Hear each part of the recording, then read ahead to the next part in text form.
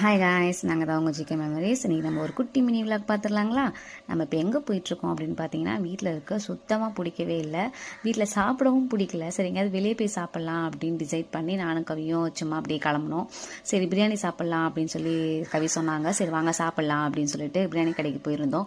பிரியாணி கடையில் போயிட்டு என்ன நிப்பாட்டினாங்க. நிறைய கூட்டமாக இருந்துச்சு, அதனால் நீங்கள் நிற்க வேண்டாம், நீ இங்கேயே நில்லு அப்படின்ட்டு நான் அங்கேயே நிற்க வச்சுட்டு கவி மட்டும் போனாங்க. நான் அப்படியே சும்மா செல்ஃபி எடுத்துக்கலாம் அப்படின்னு சொல்லி வீடியோ வச்சுட்டு பார்த்துட்டு இருந்தேன். ஃபைனலாக கவியுமே போய் நின்னாங்க. ஆக்சுவலாக இங்கே என்ன நடந்துச்சுன்னா, இங்கே ஒரு ஃபைட்டே நடக்க ஆரம்பிச்சிருச்சு. என்ன அப்படின்னு பார்த்தீங்கன்னா, ஒரே ஜென்ஸாக நிற்கிறாங்க, லேடிஸ் நிற்க இடமே இல்லை. பட் சேம் டைம் பார்த்தீங்கன்னா கேர்ள்ஸால் வாங்கவும் முடியல. அங்கே அந்த தாத்தா, அதுக்கப்புறம் இன்னும் 2 அண்ணாங்கள்லாம் ஃபுல்லாக குடிச்சிட்டு ஒரே அமக்கலம் அப்படி பண்ணிட்டு இருந்தாங்க. ஒரு பொம்பளை பிள்ளைங்களால் நின்று வாங்கவுமே முடியல. ஸோ கவி என்ன பண்ணாங்க, இங்கே இருந்தாங்க அங்கேருந்து இங்கேன்னு மாற்றி மாற்றி மாற்றி மாற்றி போய் நின்னாங்க. ப்ராப்பராக அவங்களால ஒரு பிரியாணி அவங்கள்ட்ட வந்து வாங்க முடியல. உங்களுக்கே தெரியும் எவ்வளோ ஜென்ஸ் இருக்காங்க அப்படின்ட்டு. அங்கேயுமே கேர்ள்ஸ் நிற்கிறாங்க, ஆனால் அவங்களுக்கு ரெஸ்பான்ஸே இல்லை அப்படிங்கிற மாதிரி இருந்துச்சு. கவி இங்கேருந்து டைரெக்டாக உள்ளே போயிடலாம் அப்படின்ட்டு உள்ளே போனாங்க. உள்ளே போயிட்டு அங்கே போய் நின்று பார்த்தா அங்கே இதை விட இன்னும் கூட்டம் ஜாஸ்தியாக இருக்குது. ப்ளஸ் ஃபுல்லாகவே ஜென்ஸ் தான். ஸோ நம்மளால் போய் வாங்கவே முடியல. ஒரு ஸ்டேஜுக்கு அப்புறம் கவி என்ன பண்ணிட்டாங்க, வாங்கவே வேண்டாம் அப்படின்னு வெளியே வந்துட்டாங்க. அதுக்கப்புறம் என்ன நினச்சாங்கன்னு தெரில, இரு நான் போகிறேன் அப்படின்னு சொல்லிட்டு மறுபடியுமே போயிருந்தாங்க.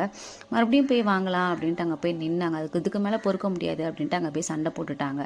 என்ன சண்டை போட்டாங்கன்னா, நான் கேர்ள்ஸ்லாம் நிற்கிறோம், கொஞ்சம் பார்த்து இது பண்ணலாம்ல அப்படின்னு சொல்லி கேட்டாங்க.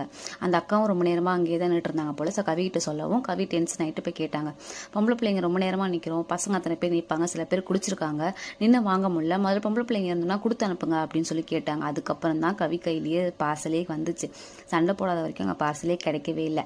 தென் இதுக்கு கேப்பில் என்ன நடந்துச்சு அப்படின்னு பார்த்தீங்கன்னா, நம்மளோட ஜிகே ஃபேமிலியிலேருந்து ஒருத்தவங்க நம்மளை பார்க்க வந்திருந்தாங்க. ஆக்சுவலாக அவங்களை எங்களுக்கு ரொம்ப ரொம்ப ரொம்ப ரொம்ப பிடிக்கும், பர்சனலாக ரொம்ப கனெக்ட் ஆகிட்டாங்க. அது இந்த வாண்டு இருக்குது பாருங்கள், இந்த வாண்டோடலாம் செம்ம சேட்டை. அவங்கள அப்படியே நம்ம வீட்டுக்கு பார்சல் பண்ணி கூட்டு போயாச்சு.